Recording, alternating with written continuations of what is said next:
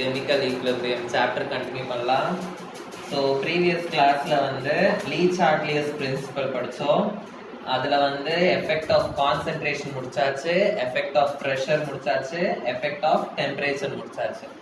So next continue பண்ணலாம். Effect of catalyst.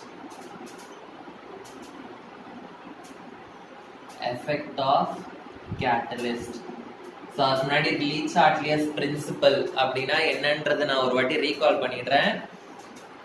ஒரு ஈக்லிபிரியமை disturb பண்ற மாதிரி ஏதாவது நடந்துச்சு அப்படின்னா அந்த ஈக்லிபிரியம் வந்து அட்ஜஸ்ட் பண்ணிக்கும். ஓகே, அந்த டிஸ்டர்பன்ஸை நல்லிஃபை பண்ற மாதிரி அட்ஜஸ்ட் பண்ணிப்போம். அந்த ஈக்லிபிரியம் மெயின்டைன் ஆகுற மாதிரி அந்த டிஸ்டர்பன்ஸை வந்து அது நல்லிஃபை பண்ண ட்ரை பண்ணும். ஓகே, ஸோ அதுதான் வந்து லீ-சார்ட்லியஸ் பிரின்சிபல். ஸோ அதுல வந்து டெம்பரேச்சர் அதிகமானா அந்த ஈக்லிபிரியம் எப்படி அட்ஜஸ்ட் பண்ணுது அப்படின்னு போன கிளாஸ்ல பார்த்தோம். அதே மாதிரி ப்ரெஷர் அதிகமானா ஈக்லிபிரியம் எப்படி அட்ஜஸ்ட் பண்ணிக்குதுன்னு பார்த்தோம். அண்ட் கான்சென்ட்ரேஷன் அதிகமானா ஈக்லிபிரியம் எப்படி அட்ஜஸ்ட் பண்ணிக்குதுன்னு பார்த்தோம். ஸோ இன்னைக்கு வந்து கேட்டலிஸ்ட். ஓகே, ஸோ கேட்டலிஸ்டோட அடிஷன் வந்து it will not affect the equilibrium. Okay, so catalyst addition does not affect the equilibrium.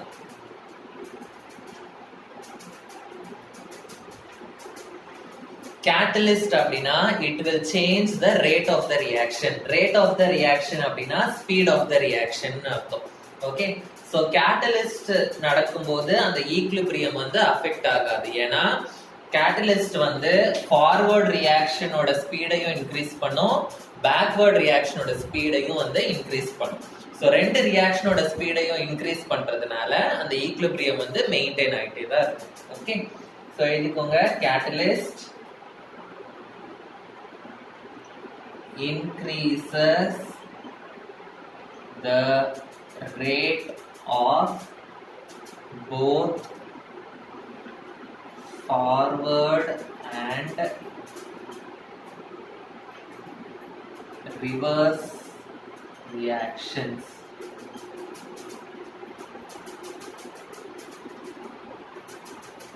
So அது ஈக்லிபிரியமையும் அஃபெக்ட் பண்ணாது. ஈக்லிபிரியம்ல இருக்கிற காம்போசிஷன் என்னது? ஈக்லிபிரியம்ல நான் சொன்னேன் the number of amount of the substance in the reactant side வந்து will be equal to amount of substance in the product side அப்படின்னு சொன்னேன்.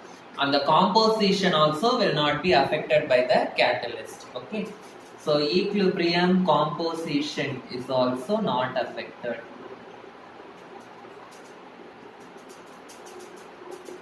Equilibrium composition is also not affected. So எதுவுமே affect ஆகலைன்னா இந்த catalyst போடுறதோட use என்ன அப்படின்னு பார்த்தீங்கன்னா, ஜென்ரலா வந்து ஈக்லிபிரியம் ஸ்டேஜ் வர்றதுக்கு கொஞ்சம் டைம் ஆகும். ஆனா இந்த கேட்டலிஸ்ட் நம்ம போட்டோம் அப்படின்னா ஈக்லிபிரியம் ஸ்டேஜ் வர்றது சீக்கிரமா வந்துடும். Okay, so the time for attaining the equilibrium வந்து will become faster. Okay, so it speeds up the attainment of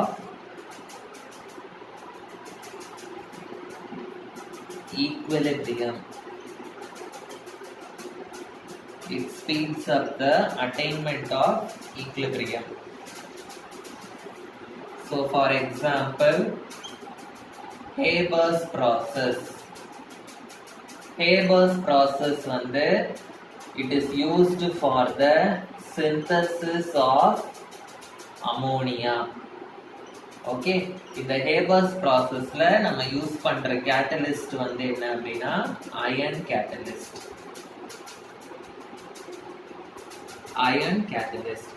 so இந்த கேட்டலிஸ்டோட வேலை என்ன அப்படின்னா, இந்த கேட்டலிஸ்ட் வந்து it lovers the activation energy. It lowers the activation energy.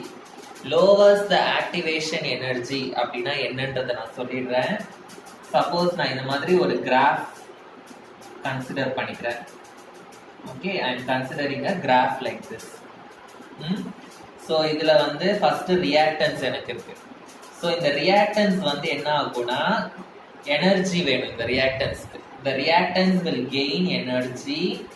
It will reach a maximum energy. In the maximum energy reach ஆன உடனே the reactants will become products. Okay, the maximum energy வந்து reach ஆன உடனே தான் the reactants will start becoming products. Okay, so இந்த energy,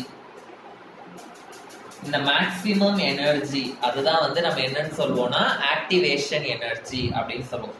The reaction will reach a maximum energy. அந்த energy வந்து activation energy.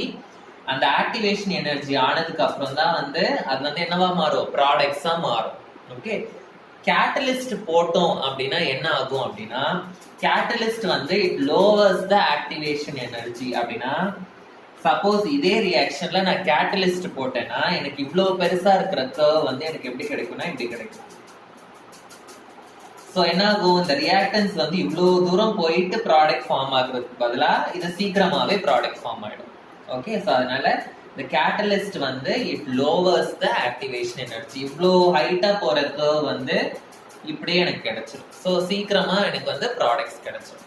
So product சீக்கிரமாக கிடைக்குதுன்னா என்ன அர்த்தம், எனக்கு ஈக்லிபிரியம் வந்து சீக்கிரமாக கிடைச்சிரும் அப்படின்னு அர்த்தம். ஸோ இதுதான் வந்து effect of the catalyst. Okay, next வந்து effect of inert gas. Effect of inert gas. Inert gas na enna namakku theriyum. Inert gas வந்து they are also called as noble gases. Okay, so noble gases na enna artham, they are group 18 elements. Group 18 elements. So inert gases இருந்தா அந்த equilibrium வந்து என்ன ஆகும் அப்படின்றத பார்க்கணும். Okay, so inert case இருந்தாலே வந்து என்ன ஆகும்னா the pressure வந்து will increase. ஓகே, ஸோ நீங்க 9th ஸ்டாண்டர்ட்ல படிச்சிருப்பீங்க why gas exerts pressure on the walls of the container அப்படின்னு ஒரு கொஸ்டின் படிச்சிருப்பீங்க. ஸோ கேஸ் மாலிக்யூல்ஸ் வந்து ரொம்ப ரொம்ப ஃபாஸ்டா மூவ் ஆகும். ஃபாஸ்டா மூவ் ஆகும்போது என்ன ஆகும், அது வந்து வால்ஸ் ஆஃப் த கண்டெய்னர்ஸ்ல வந்து இடிச்சுக்கிட்டே இருக்கும்போது என்ன ஆகும், அந்த வால்ஸ் ஆஃப் த கண்டெய்னர்ஸ்ல வந்து பிரஷர் வந்து எக்ஸர்ட் ஆகும். ஓகே, ஸோ ஃபர்ஸ்ட் பாயிண்ட் அதான் எழுத போறீங்க, எழுதுங்க. When an inert gas is added to the equilibrium, when an inert gas is added to the equilibrium,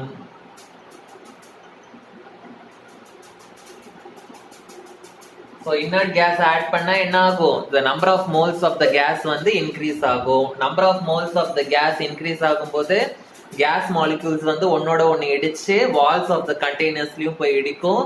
so இடிக்கும் போது pressure வந்து increase ஆகும் நமக்கு. okay, so the number of moles of gas increases, number of moles of gas வந்து increases and thereby the pressure also increases. Number of moles increases and thereby the pressure also increases.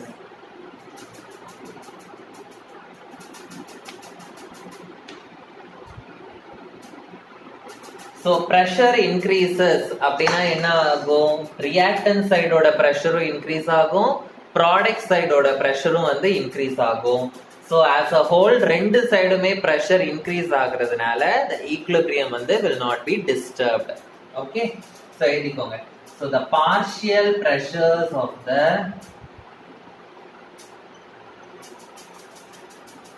reactants and products are unchanged. The partial pressures of the reactants and products are unchanged. Okay, so இது வந்து என்ன கண்டிஷன்ல இருக்கும் அப்படின்னா volume வந்து unchanged-ஆ இருக்கணும். சின்ன கண்டெய்னர்ல இருந்து நம்ம பெரிய கண்டெய்னருக்கு மாத்தணும் அப்படின்னா பிரஷர் வந்து சேஞ்ச் ஆகும். ஓகே, ஸோ அதே கண்டெய்னர்ல இருக்கணும், அதே வால்யூம்ல இருக்கணும். ஸோ அதே வால்யூம்ல இருக்கும்போது நம்ம என்னதான் இன்னர்ட் கேஸ் எக்ஸ்ட்ராவா நம்ம ஆட் பண்ணாலும் நமக்கு வந்து அந்த ஈக்குலிபிரியம்ல டிஸ்டர்பன்ஸ் இருக்காது. ஏன்னா ரியாக்டன்ஸோட பார்ஷியல் ப்ரெஷரும் மாறாது, ப்ராடக்ட்ஸோட பார்ஷியல் ப்ரெஷரும் மாறாது. அந்த வால்யூம்ல வால்யூம் சேஞ்ச் பண்ணாதான் அதோட பார்ஷியல் ப்ரெஷரும் என்ன ஆகும், சேஞ்ச் ஆகும். ஓகே, ஸோ என்ன ஆகும், there is no effect in the equilibrium. There is no effect in the equilibrium. So இது வரைக்கும் நம்ம 5 எஃபெக்ட் படிச்சிருக்கோம். ஸோ அது எல்லாத்தையும் வந்து நான் சம்மேஷன் பண்ணி ஒரு டேப்லெட் காலமா எழுதுறேன். Tabulation of all the effects. Okay, so first வந்து என்ன கண்டிஷன் அப்படின்னு பார்க்கலாம். அந்த கண்டிஷன்ல என்ன ஸ்ட்ரெஸ் நடக்குது, ஸ்ட்ரெஸ்னா டிஸ்டர்பன்ஸ். ஓகே, ஸோ என்ன ஸ்ட்ரெஸ் நடக்குது, அந்த டிஸ்டர்பன்ஸை ஈக்குலிபிரியம் வந்து எப்படி நல்லிஃபை பண்ணுது, அது மூணுத்தையும் பார்க்கலாம். Okay, so direction of equilibrium shift. Direction of the equilibrium shift. Condition stress. So அதுல அந்த ஸ்ட்ரெஸ் நடந்தா ஈக்குலிபிரியம் வந்து எப்படி அதை அட்ஜஸ்ட் பண்ணிக்கும், அதுதான் வந்து நம்ம பார்க்க போறோம். ஸோ நம்ம பார்க்க போற ஃபர்ஸ்ட் கண்டிஷன் வந்து கான்சென்ட்ரேஷன். ஸோ இது ஆல்ரெடி படிச்சிருக்கோம், நான் இப்போ சம்மேஷன் பண்றேன். கான்சென்ட்ரேஷன். கான்சென்ட்ரேஷன்ல நான் சப்போஸ் ரியாக்டன்ஸோட கான்சென்ட்ரேஷனை இன்க்ரீஸ் பண்ணா, இன்க்ரீஸ் இன் த ரியாக்டன்ஸ். ரியாக்டன்ஸோட கான்சென்ட்ரேஷனை நான் வந்து இன்க்ரீஸ் பண்ணேன் அப்படின்னா ஈக்குலிபிரியம் வந்து ஃபார்வர்ட் டைரக்ஷன்ல ஷிஃப்ட் ஆகும். ஃபார்வர்ட் டைரக்ஷன்ல ஷிஃப்ட் ஆகும். உங்களுக்கே தெரியும், ஈக்குலிபிரியம்னா வந்து ரியாக்டன்ஸ் சைடோட அமௌண்ட்டும் ப்ராடக்ட் சைடோட அமௌண்ட்டும் எப்படி இருக்கணும், சேமா இருக்கணும். இப்போ நான் ரியாக்டன்ஸை மட்டும் அதிகப்படுத்தினேன்னா என்ன ஆகும், எனக்கு ப்ராடக்ட்ஸ் வந்து கம்மியாயிடும். கரெக்டா? ஸோ அதனால ஃபார்வர்ட் ரியாக்ஷன் நடக்கும். ஃபார்வர்ட் ரியாக்ஷன்னா நிறைய ப்ராடக்ட்ஸ் ஃபார்ம் ஆகுற சைடு ரியாக்ஷன் வந்து அதிகமா நடக்கும். புரியுதா? இந்த மாதிரி நடக்கும். சப்போஸ் ரியாக்டன்ஸை இன்க்ரீஸ் பண்ணாம ப்ராடக்ட்ஸை நான் ரிமூவ் பண்ணேன் அப்படின்னா, ரிமூவல் ஆஃப் ப்ராடக்ட்ஸ். ப்ராடக்ட்ஸ் நான் ரிமூவ் பண்ணா கூட எனக்கு அங்க ப்ராடக்ட்ஸ் கம்மி ஆயிடும். கரெக்டா? ஸோ அதனால இந்த ரியாக்டன்ஸ் வந்து அதிகமா வந்து என்ன பண்ணணும், ரியாக்ட் பண்ணி ப்ராடக்ட்ஸ் ஃபார்ம் ஆகணும். ஸோ அதனால அந்த அதுலயும் வந்து எனக்கு ஃபார்வர்ட் ரியாக்ஷன் தான் நடக்கும். ஃபார்வர்ட் டைரக்ஷன்ல தான் வந்து ஈக்குலிபிரியம் வந்து நடக்கும். சரி, இது வந்து கான்சென்ட்ரேஷனோட ஃபர்ஸ்ட். நெக்ஸ்ட் இப்போ தேர்ட் ஒன் வந்து இன்க்ரீஸ் இந்த ரியாக்டன்ஸ்க்கு பதிலா நான் ப்ராடக்ட்ஸை இன்க்ரீஸ் பண்றேன். Increase in the products. அதாவது ரியாக்டன்ஸ் இப்படி இருக்கு, இட் இஸ் கிவிங் ப்ராடக்ட்ஸ் அப்படின்னா நான் ப்ராடக்ட்ஸை இன்க்ரீஸ் பண்ணேன்னா இந்த ரியாக்டன்ஸ் சைடு வந்து அமௌண்ட் வந்து கம்மியாயிடும். ஸோ ப்ராடக்ட்ஸ் வந்து அதிகமா ரியாக்டன்ஸ் ஃபார்ம் பண்ண ட்ரை பண்ணும். அப்பதான் ஈக்குலிபிரியம் மெயின்டைன் ஆகும். ஸோ அப்போ இந்த ரியாக்ஷன் வந்து எந்த டைரக்ஷன்ல போகுது, இப்போ ரிவர்ஸ் டைரக்ஷன். ஓகே, ஸோ இந்த ரியாக்ஷன் வந்து ரிவர்ஸ் டைரக்ஷன்ல போகும். அதே மாதிரி ரிமூவல் ஆஃப் ரியாக்டன்ஸ் பண்ணாலும் எனக்கு வந்து ரிவர்ஸ் டைரக்ஷன். ஸோ இதுதான் கான்சென்ட்ரேஷனோட 4 கண்டிஷன்ஸ். ஓகே, ஸோ கான்சென்ட்ரேஷனோட 4 கண்டிஷனுக்கும் ஈக்குலிபிரியம் எந்த டைரக்ஷன்ல ஷிஃப்ட் ஆகும் அப்படின்றத பார்ப்போம். Next pressure. பிரஷர். சப்போஸ் பிரஷரை வந்து நான் இன்க்ரீஸ் பண்ணேன்னா, இன்க்ரீஸ் ஆஃப் பிரஷர். பிரஷரை இன்க்ரீஸ் பண்ண அப்படின்னா எந்த சைட்ல வந்து number of moles of gas கம்மியாகுமோ அந்த சைட்ல ஈக்குலிபிரியம் வந்து ஷிஃப்ட் ஆகும். Okay, so reaction that favors fewer moles of gas. Okay, so எந்த சைடுல வந்து gas moles கம்மியா ஃபார்ம் ஆகுமோ அந்த சைடுல வந்து ரியாக்ஷன் ஃபேவர் ஆகும். Okay, next decrease in pressure. Decrease of pressure அப்படினா is the reaction that favors more moles of larger moles of gas. Okay, so the reaction that favors more moles of gas. So இது வந்து pressure ஓட condition. Next, temperature. First நான் வந்து temperature increase பண்ணா எனக்கு என்ன ஆகும் அப்படின்றத பார்க்கறேன். Temperature increase பண்ணா எனக்கு அது வந்து endothermic reaction. Temperature increase பண்ணா heat will be absorbed, endothermic reaction. So temperature increase பண்ணா the equilibrium வந்து will shift towards endothermic reaction. It will shift towards endothermic reaction. So endothermic reaction வந்து forward reaction இருந்ததுன்னா forward reaction நடக்கும். Endothermic reaction வந்து backward reaction இருந்தா backward reaction நடக்கும். Okay. Suppose நான் temperature decrease பண்ணேனா decreaseனா என்ன பண்றேன்? ஹீட்டை வந்து remove பண்றேன். ஹீட்டை release பண்றேன். releaseனா exothermic. So it will favor towards the exothermic reaction. It will favor towards the exothermic reaction.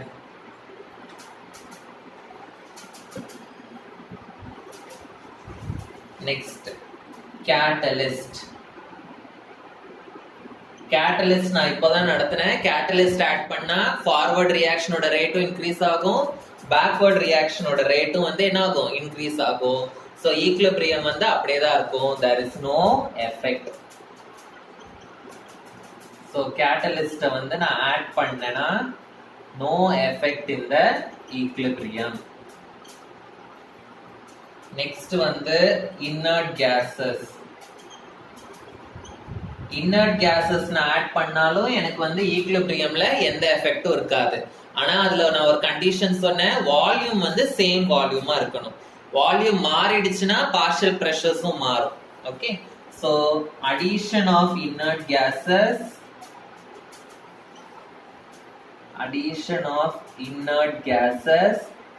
at constant volume. Okay, volumeல add பண்ணேனா எனக்கு வந்து no effect. Equilibrium is not affected. Okay, so இந்த tabular column தான் வந்து நம்ம Lee-Chartier's principle ஓட summation. So இத வந்து படிச்சிட்டீங்கன்னா வந்து உங்களுக்கு 1 மார்க்ல கேட்டா கூட யூஸ் ஆகும். Okay, so இந்த லெசனோட லாஸ்ட் டாபிக் ரொம்ப இம்பார்ட்டன்டான topic. Okay, Van't Hoff equation. Van't Hoff equation.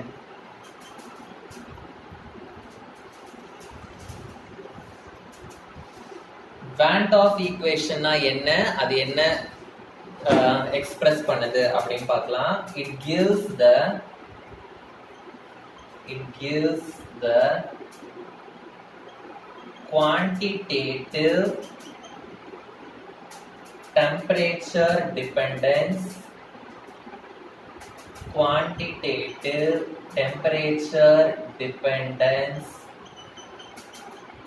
equilibrium constant. Quantitative temperature dependent equilibrium constant. Equilibrium constant na என்னது? K.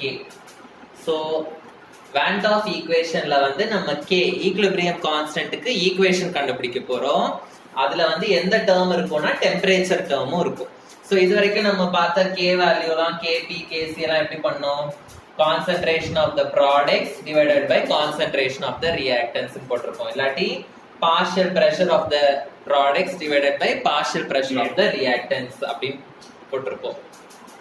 ஓகே, சோ இப்போ நம்ம போட போறது வந்து Van't Hoff equation. Van't Hoff equation equilibrium கான்ஸ்டன்ட்க்கு தான் ஈக்குவேஷன் கண்டுபிடிக்க போறோம். ஆனா அதுல வந்து டெம்பரேச்சர் டேர்ம் இருக்கும். ஓகேவா? சோ இது வந்து ஒரு இம்பார்ட்டன்ட்டான 5 மார்க் क्वेश्चन. ஓகே, ஸோ இதுக்கு வந்து நான் வந்து நம்ம தெர்மோடைனமிக்ஸ் லெசன்ல படிச்ச அந்த எக்ஸ்பிரஷனை நான் கொண்டு வர போறேன். ரிலேஷன் பிட்வீன்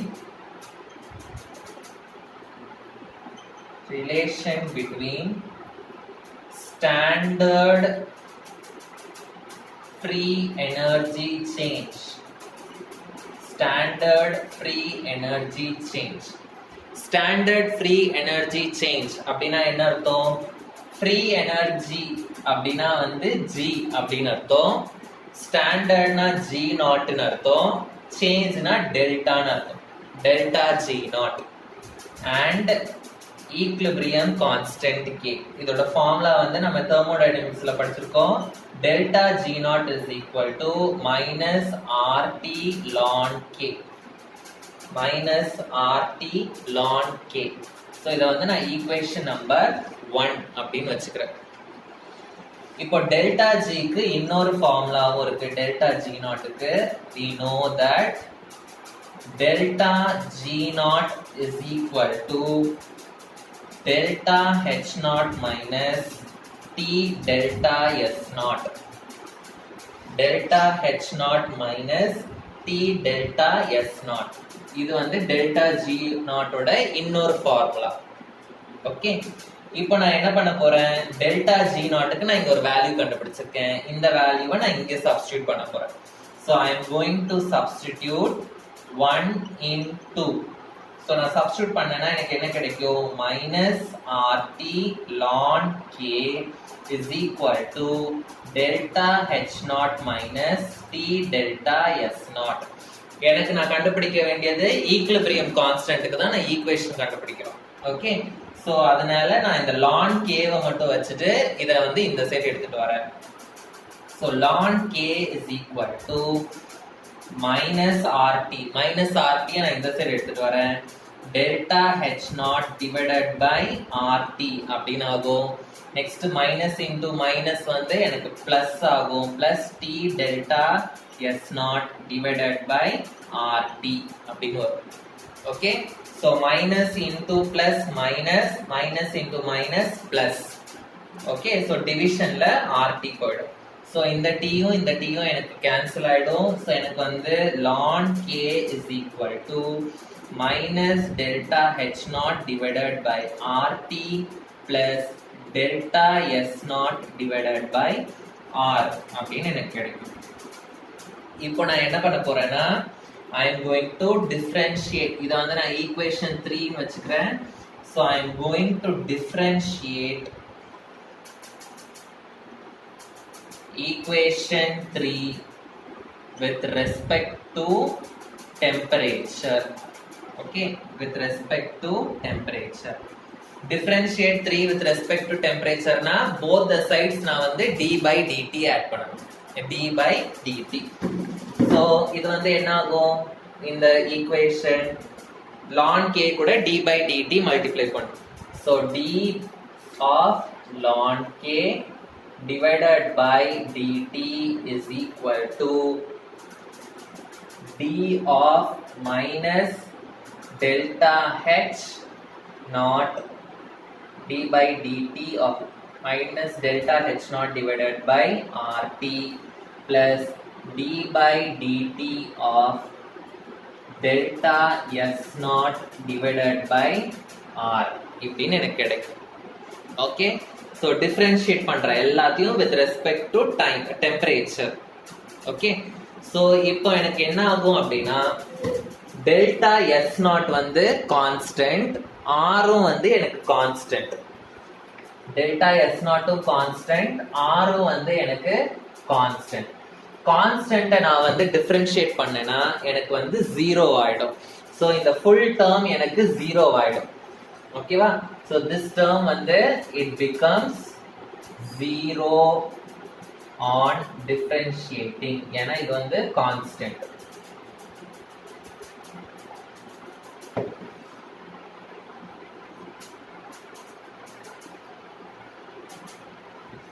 ஓகே, சோ இப்போ இந்த டேர்ம் அப்படியே நான் எடுத்துக்கிறேன். d ln k divided by dt is equal to இதுல ஆரும் டெல்டா ஹெச் நாட்டும் வந்து கான்ஸ்டன்ட். ஸோ அதை நான் வெளியே எடுக்கிறேன். Minus delta H not divided by R வந்து கான்ஸ்டன்ட். ஓகே, ஸோ மீதி என்ன இருக்கு? டி பை டிடி இன்டூ இங்க வந்து என்ன இருக்கு? 1 பை டின்னு இருக்கு. கரெக்டா? Minus delta H not divided by R வந்து கான்ஸ்டன்ட், அதை நான் வெளியே எடுத்துடுறேன். T by dT into 1 by T. So 1 by T வந்து நம்ம வித் ரெஸ்பெக்ட் டு டெம்பரேச்சர் பண்றதுனால இந்த 1 பை டியை நான் இப்போ வந்து டிஃபரன்ஷியேட் பண்ணணும். ஸோ இதை நான் எப்படி டிஃபரன்ஷியேட் பண்ணுவேன் அப்படின்னா, நல்லா ஞாபகம் வச்சுக்கோங்க, டிஃபரன்ஷியேஷன் ஆஃப் எக்ஸ் பவர் என் இதோட ஃபார்முலா வந்து என்ன அப்படின்னா n into x power n minus 1. Differentiation of x power n ஓட ஃபார்முலா என்னது? n into x power n minus 1. இப்போ எனக்கு வந்து இங்க என்ன இருக்கு? இதை நான் இங்க எக்ஸ்பிளைன் பண்றேன். உங்க புக்ல வந்து டைரக்டா இதோட ஆன்சர் கொடுத்துருக்காங்க. இது எப்படி கிடைச்சதுன்னு உங்களுக்கு கன்ஃபியூஸ் ஆகும் இந்த ஸ்டெப்பும் அடுத்த ஸ்டெப்பும் பார்க்கும்போது. ஸோ அதனால நான் இங்க எக்ஸ்பிளைன் பண்றேன். ஸோ இந்த 1 பை டீயை வந்து நான் எப்படி எழுதலாம்? இந்த டி பவர் 1 வந்து மேலே போயிடுச்சுன்னா எனக்கு வந்து டி பவர் மைனஸ் 1 அப்படின்னு ஆகும். இப்போ இது வந்து it is the form of X power N. So X power என்னன்னா இதோட டிஃபரன்ஷியேஷன் எனக்கு என்னவா இருக்கும்? n வந்து ஃப்ரண்ட்ல வரும். ஸோ அப்போ மைனஸ் 1 வந்து ஃப்ரண்ட்ல வரும். T to the power of minus 1 அப்படின்னு எனக்கு கிடைக்கும். கரெக்டா? n வந்து மைனஸ் 1. ஸோ எனக்கு என்ன கிடைக்கும்? Minus T to the power minus 2 எனக்கு கிடைக்கும். மைனஸ் 2 வந்து நான் டினாமினேட்டருக்கு கொண்டு போயிட்டேன்னா மைனஸ் 1 பை டி ஸ்கொயர் அப்படின்னு எனக்கு கிடைக்கும். கரெக்டா? டி பவர் மைனஸ் 2 கீழே வந்துருச்சுன்னா I will get minus T power minus 2 கீழே வந்துச்சுன்னா I will get T square. So இந்த ஃபுல் டேர்மை வந்து எனக்கு டிஃபரன்ஷியேட் பண்ணேன்னா எனக்கு வந்து மைனஸ் 1 பை டி ஸ்கொயர் அப்படின்னு கிடைக்குது. ஸோ இதை வந்து நான் இங்கே சப்ஸ்டியூட் பண்ண போறேன். So T ln K divided by dt is equal to minus delta h naught divided by r into இதை டிஃபரன்ஷியேட் பண்ணா எனக்கு என்ன கிடைக்குது? மைனஸ் 1 பை டி ஸ்கொயர் அப்படின்னு கிடைக்குது. Minus into minus plus. So T ln K divided by dt is equal to delta h naught divided by r t square அப்படின்னு கிடைக்கும். So இதை நான் வந்து ஈக்குவேஷன் நம்பர் 4 அப்படின்னு வச்சுக்கிறேன். புரிஞ்சுதா இது எப்படி வந்ததுன்னு? உங்க புக்ல வந்து இந்த ஸ்டெப் கொடுத்துருப்பாங்க, இந்த ஸ்டெப்புக்கு அப்புறம் டைரக்டா இந்த ஸ்டெப் கொடுத்துருப்பாங்க. உங்களுக்கு வந்து புரியாது. ஸோ நடுவில் இவ்வளோ திங்ஸ் இருக்கு. ஓகே, ஸோ இப்போ வந்து எனக்கு இன்னும் லான் கேல தான் இருக்கு. எனக்கு வந்து எதோட ஈக்குவேஷன் வேணும்? எனக்கு வெறும் கே ஓட ஈக்குவேஷன் தான் வந்து எனக்கு வேணும். ஸோ இப்போ நான் டிஃபரன்ஷியேஷனை போக வைக்கணும்னா நான் வந்து என்ன பண்ணணும்? இன்டகிரேஷன் பண்ணணும். So I am going to integrate both the sides. Integrating both the sides. So limits வந்து நான் வச்சுக்க போறேன் இன்டகிரேஷனுக்கு. லிமிட்ஸ் வந்து t1 and t2 அப்படின்னு நான் லிமிட் வச்சுக்க போறேன். ஓகே, and T1 என்ற டெம்பரேச்சர்ல வந்து ஈக்லிபிரியம் கான்ஸ்டன்ட் வந்து K1 அப்படின்னு இருக்க போது, அதே மாதிரி T2 என்ற டெம்பரேச்சர்ல வந்து ஈக்லிபிரியம் கான்ஸ்டன்ட் வந்து K2 அப்படின்னு இருக்க போது. So I am going to integrate d ln k divided by dt. Limit வந்து என்னது? K1 to K2. K1 to K2 is equal to delta h naught divided by r. இது வந்து constant. So அதனால நான் இதை வெளியே எடுக்கிறேன். Integration of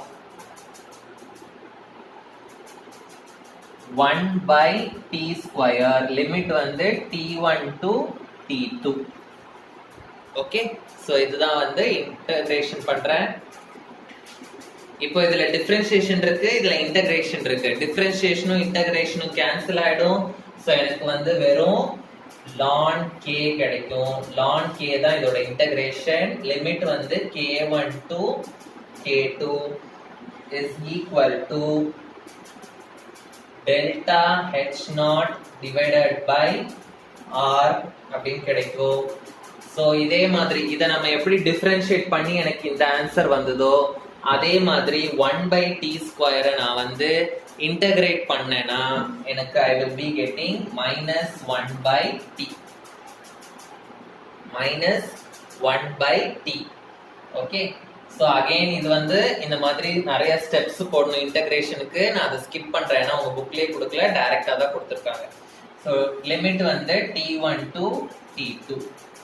okay, so integration of 1/x² வந்து I will be getting -1/x. அதான் formula.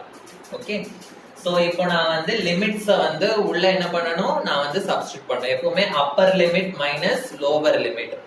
So first ln k இருக்கிற இடத்துல அப்பர் லிமிட் சப்ஸ்டிட் பண்றேன், k2 minus lower limit ln k1. புரிஞ்சுதா? Upper limit substitution minus lower limit substitution is equal to இங்க delta H naught divided by R, upper limit minus 1/t2 minus lower limit minus of minus 1/t1 அப்படின்னு வரும். கரெக்டா? So ln k2 minus ln k1 is equal to delta H naught divided by R. So இங்க எனக்கு என்ன ஆகும், minus into minus plus ஆயிடும். So 1/t1 minus 1/t2 அப்படின்னு எனக்கு கிடைக்கும். So ln னா வந்து it is logarithm. Okay, so logarithmல வந்து subtraction அப்படின்னா it is division அப்படின்னு அர்த்தம். So இந்த subtraction I am going to write it as division. So ln k2 by k1 is equal to delta H naught divided by R 1/t1 minus 1/t2 அப்படின்னு எனக்கு கிடைக்கும். Okay, so இப்போ இதுல நான் வந்து LCM எடுக்கலாம். இதை நான் LCM எடுத்தேன்னா எனக்கு வந்து t1 t2 அப்படின்னு கிடைக்கும். So ln k2 by k1 is equal to delta H naught divided by R. இதை நான் LCM எடுத்தேன்னா t1 t2 அப்படின்னு கிடைக்கும். ஸோ எனக்கு மேலே வந்து t2 மைனஸ் t1 அப்படின்னு வரும். ஓகே, ஸோ ln வந்து என்ன ஆக்கலாம், ln is equal to 2.303 into logன்னு இருக்கும். ஸோ ln இருக்கிற இடத்துல நான் இதை சப்ஸ்டியூட் பண்றேன். So 2.303 log of k2 minus divided by k1 is equal to delta H naught by R t2 minus t1 divided by t1 t2. So 2.303 இந்த side நான் எடுத்துட்டு வரேன். So எனக்கு வந்து log k2 by k1 is equal to delta H naught divided by 2.303 into R t2 minus t1 divided by t1 t2 அப்படின்னு கிடைக்கும். So இதை நான் வந்து ஈக்குவேஷன் நம்பர் 5 அப்படின்னு வச்சுக்கிறேன். ஓகே, ஸோ இந்த ஈக்குவேஷன் தான் வந்து வேண்ட் ஆஃப் ஈக்குவேஷன். ஸோ இது வரைக்கும் நீங்க டெரிவேஷன் போடணும். Okay, so this equation is called as want of equation. Integration பண்ணி நமக்கு கிடைச்சதுனால it is also called integrated form of want of equation. So இது வந்து ரொம்ப ரொம்ப இம்பார்ட்டன்டான 5 மார்க் கொஸ்டின். ஓகே, ஸோ இதோட இந்த லெசன் முடியுது, physical and chemical equilibrium lesson. So உங்களுக்கு I hope you understood all these things. Okay, so அடுத்த லெசன்ல வந்து நான் நெக்ஸ்ட் கிளாஸை ஸ்டார்ட் பண்ணேன். Okay, thank you.